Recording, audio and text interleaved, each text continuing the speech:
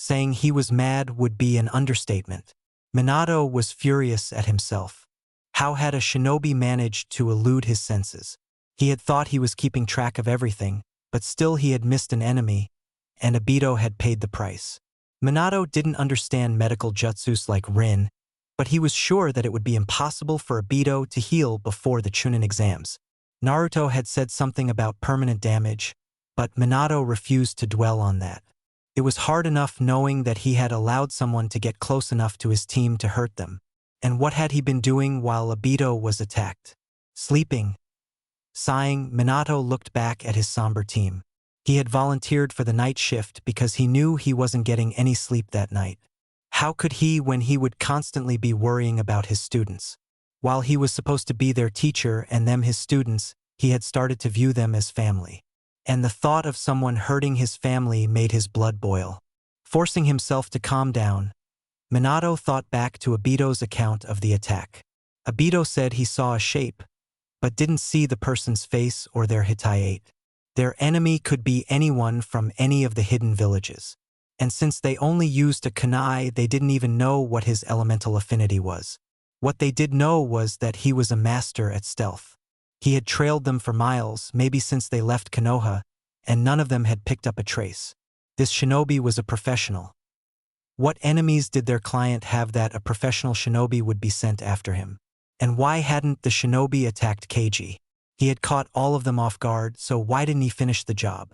Minato knew he wouldn't have been able to stop anything. His guard had been completely down. Only a few more hours left and the mission would be over. His job was to make sure his team didn't get into any more trouble in that time frame. Behind him his team was quiet. The unusual silence made the miles before them seem never-ending. It wasn't that their silence was uncalled for. It was just unnerving. Yesterday Obito and Kakashi had been insulting each other every few minutes. Today neither had said a word. As wrong as it seemed, Minato couldn't help wishing for something to come up that would lead to Obito and Kakashi arguing again. At least that he could deal with. With the silence he was left to his own thoughts, and he knew that wasn't a good thing. He often found himself dwelling on the what if and the could have been. He was already blaming himself. He didn't need to think of what he could have done to change things. It was better to just let it go. Minato put his focus into sweeping the surrounding miles for anything unusual. Nothing felt unusual, but nothing had the night before either. And the closer they got to the village, the harder it would be to track someone following them. A shinobi staying in the village would feel the same as a shinobi from another country. It was a good thing they would arrive at the village by mid-afternoon. Minato didn't think his team could stand another night on this mission. If Minato hadn't been putting so much focus into his surroundings, he probably wouldn't have noticed it.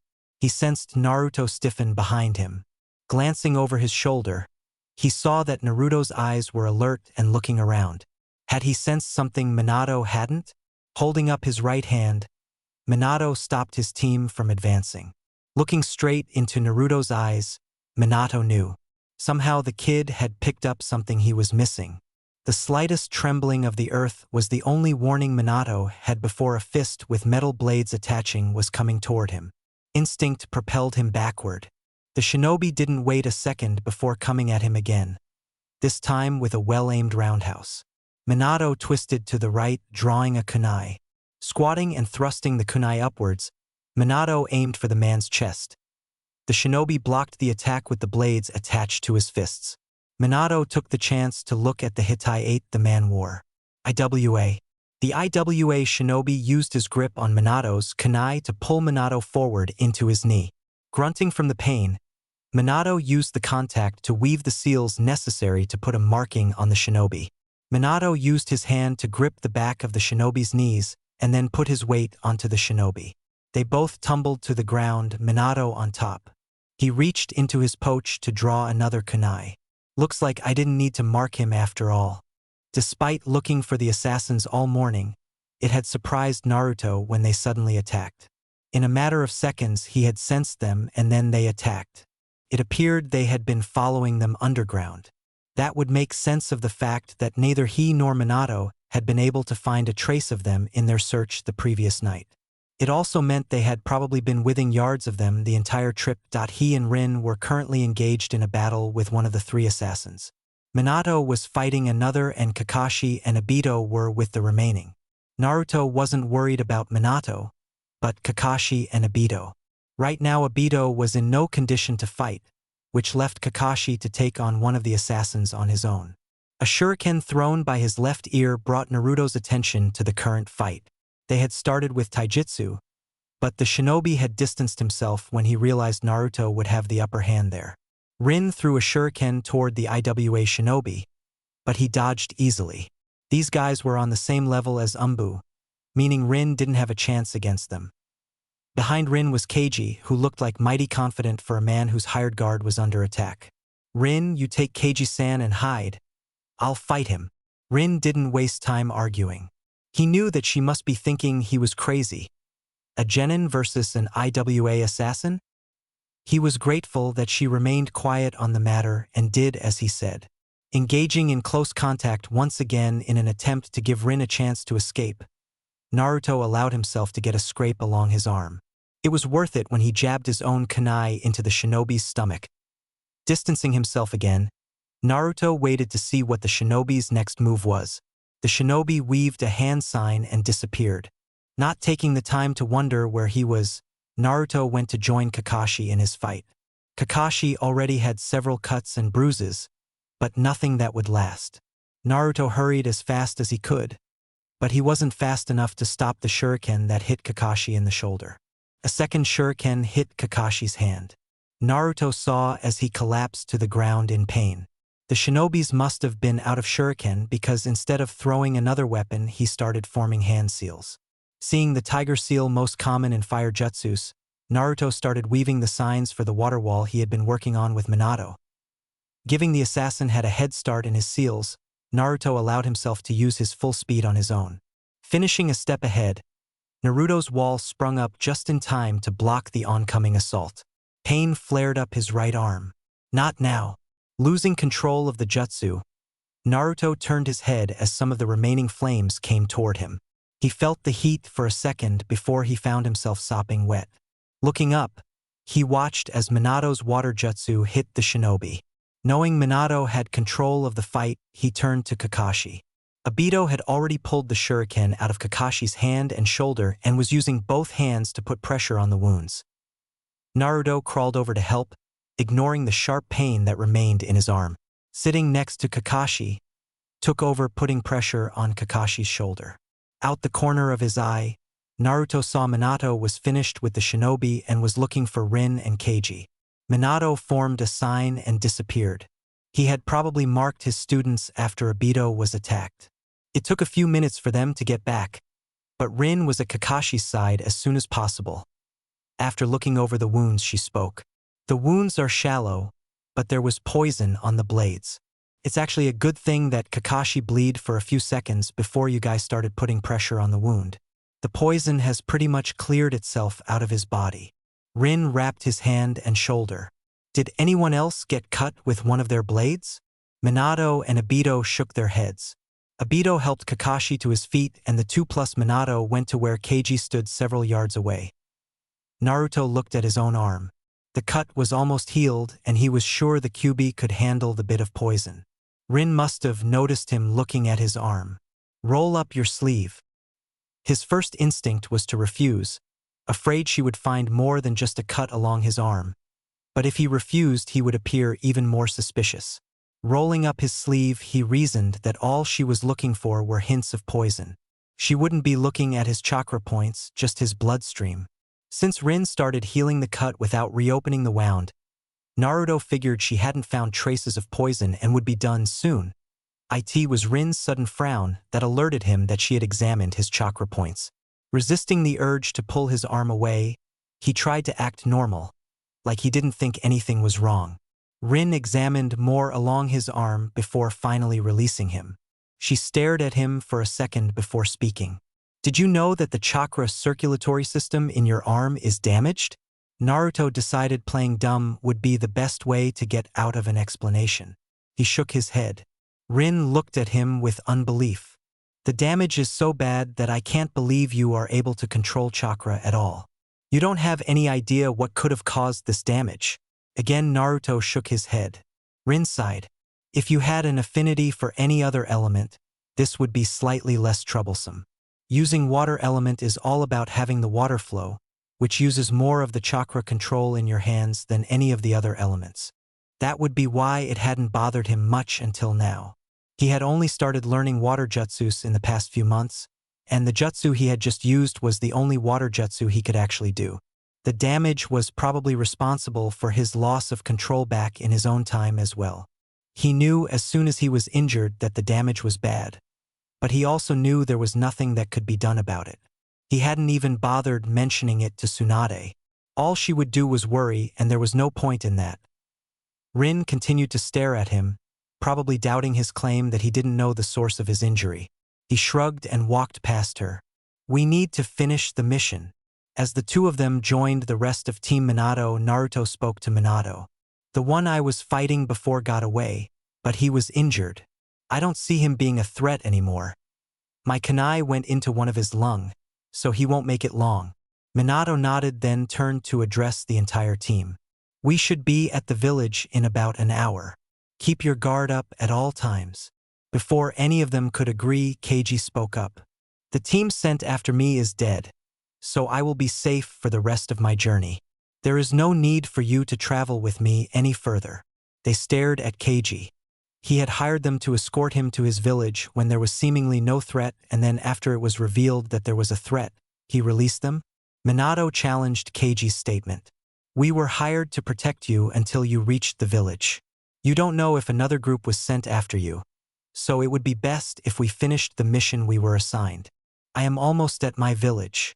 In a few miles, my personal guard will join me and escort me the rest of the way. There was more to Keiji's desire to go on alone than what he was saying, but Naruto couldn't name the reason. If that's the case, then let us travel with you until we reach your guard. No harm can come from us joining you, nor will it cost you more money. Minato reasoned, but Keiji shook his head. Naruto couldn't understand why Keiji was so determined to go the last bit alone. He had hired them to take him to his village, yet he was releasing them from their mission several miles early. He should know how close he had been to danger. One look at Obito or Kakashi would tell Keiji just how lucky he was to be alive. If he had been alone, then he would probably be dead, not standing here without any scratches. Which is odd, Naruto thought. 3 professional assassins had been sent after Keiji, yet he was the only one that hadn't been attacked. That only made sense if Keiji wasn't the one targeted, which meant that, this is all a trap, Naruto shouted. The 3 kids jumped at his sudden shout, while Minato and Keiji stared at him. Keiji widened his eyes. What do you mean? Minato was the first to ask. We're supposedly here to protect him, but we seem to be the ones actually in danger. Those shinobi were after us, not Keiji-san. Naruto pointed a finger at Keiji. And I think he's in on it. From the start, he's been nothing but confident, which is strange for someone who's being threatened. And now he's trying to get us to leave instead of escorting him to the village. It's probably because no one in the village will recognize him. Keiji snorted. That theory is preposterous. I just see no point in wasting your time when the danger is over. I'm merely being practical. And how do you know the danger's gone? Minato questioned. What makes you so certain that those were the only shinobi sent after you? For all you know, another squad could be right behind them. From his tone, it was clear Minato doubted Keiji's innocence. Naruto was relieved that Minato believed him, more relieved than he would have expected. Keiji and Minato glared at each other. Keiji looked away first. You have no proof of this. He was right. They had nothing that tied Keiji to the attacks on them, only theories. Minato was still glaring at Keiji. You said we were released from the mission, which means you are no longer our client. He took a step toward Keiji, his special kunai drawn. We are in war with IWA, and a theory is all that we need to stop anyone who may be associated with IWA. And if the theory is wrong, then you're going to be killing a Fire Country village leader. Keiji's voice cracked. He wasn't denying his connection to IWA. Minato took another step. But the theory's not wrong, is it? For the first time since leaving Konoha, there was fear in Keiji's eyes. He turned to run, but in a yellow flash he was dead. Minato had started suspecting something strange when he saw that Keiji was unharmed. Then Keiji had argued against them continuing with him, and that had caused his suspicions to grow. It wasn't until Naruto said that it was a trap that he had connected all of the dots. This entire mission had been a trap arranged to take out a Konoha team. Which Konoha team didn't matter. Each team was guaranteed to have at least a Jonin or a Chunin. Minato knew the IWA shinobi feared him, which explained why they didn't attack him the night Obito was hurt. He was lucky they didn't know how unaware he had been at that moment that he faced his team, who were looking at him with anticipation. What? Obito looked at Rin and Naruto before speaking. Can we still participate in the Chunin exams? He hadn't expected that question. He had thought they all knew that Obito's injury was too bad for him to compete. Not this time, but I'll make sure you're at the one that'll take place in 6 months. The 3 genin frowned. Minato-san, we're a team, which means that we'll be there as backup for Obito. I know the exam is going to be dangerous, but you need to give us a chance. Naruto argued. Minato-sensei, you have to let us. I can still fight taijutsu with my right arm and both of my legs, so I won't be completely useless. Please see. Obito begged. Minato knew he shouldn't have, but he needed to stop being so overprotective of his team. They were shinobi, not children, and if they thought they were ready for the exams, he should allow them to participate. Reluctantly, he agreed. If they managed to get to the final round, then Obito had a month to heal before he had to fight in the finals. Obito jumped up and down and hugged him with one arm, then went and high-fived Naruto. Rin was unusually quiet, but still seemed happy at the chance to become Chunin. Kakashi just looked like he was ready to go home and get away from everyone. On the journey home, Minato had chosen to be in the back, giving himself a chance to watch his students. Obito was chattering again, this time about how cool Naruto had been, figuring everything out and all. Occasionally, Kakashi would offer Obito an insult or tell him to shut up. Minato chuckled. Maybe he shouldn't have wished for the two of them to get back to normal. Looking at Rin, he noticed she was unusually quiet. When she looked at him, he motioned for her to slow down and walk with him. The boys are back to normal, but you still seem to be dwelling on something. What's wrong? Rin hesitated before she looked over at the boys in front of them. Minato followed her eyes and saw she was looking at Naruto. Naruto-kun had been scratched by one of the IWA shinobi's kunai, so I examined his arm. She drew in a breath. During the examination, I saw that his chakra circulatory system was damaged. Damaged isn't even the right word. It was more like it had shattered. It's amazing that he was able to form a little of the water shield, let alone do it perfectly a few days ago. The damage should make it nearly impossible for him to control chakra with that arm. I asked him if he knew what caused it, but he said he didn't. He didn't seem to even know his arm was damaged. The kid's arm was that bad? Maybe that was why he was still a genin at his age. It's possible that he had his memory wiped or the attack was so traumatic to him that he blocked it out. He looked down at Rin. Is there any way you can fix his arm? She shook her head. The damage is on a cellular level, which means that no amount of medical jutsus could reconstruct it. Minato sighed. So the kid was stuck with a bad arm. He didn't know why that bothered him so much, but he couldn't stand the thought of the kid suffering. There was one more thing, sensei. Rin looked uncertain. An attack on his arm would make the damage inward. Naruto's damage is outward. Now he was confused. Rin continued. If the damage is outward, that would mean the jutsu that damaged Naruto's arm came from the inside, not the outside like an attack would. Whatever happened, I think it was self-inflicted. Even after reporting to the Hokage and returning home, Minato still couldn't get Rin's words out of his head. Self-inflicted? Why would Naruto injure his own arm? And what kind of jutsu could damage someone's arm like that? A jutsu with that ability would be at least A rank. Had Naruto attempted to master a jutsu that was too difficult for him, the end result being the damage to his arm? Rin said Naruto claimed he didn't know anything about the injury, but was that really the truth? And what of the Chunin exams? Though Naruto had performed the water shield once, there was no guarantee he could do it again. Was it right to allow them to enter into such a dangerous exam when the only one who could use jutsus were Rin? Minato rolled over in bed. He agreed to nominate them and he wouldn't go back on his word. He just hoped he didn't live to regret it.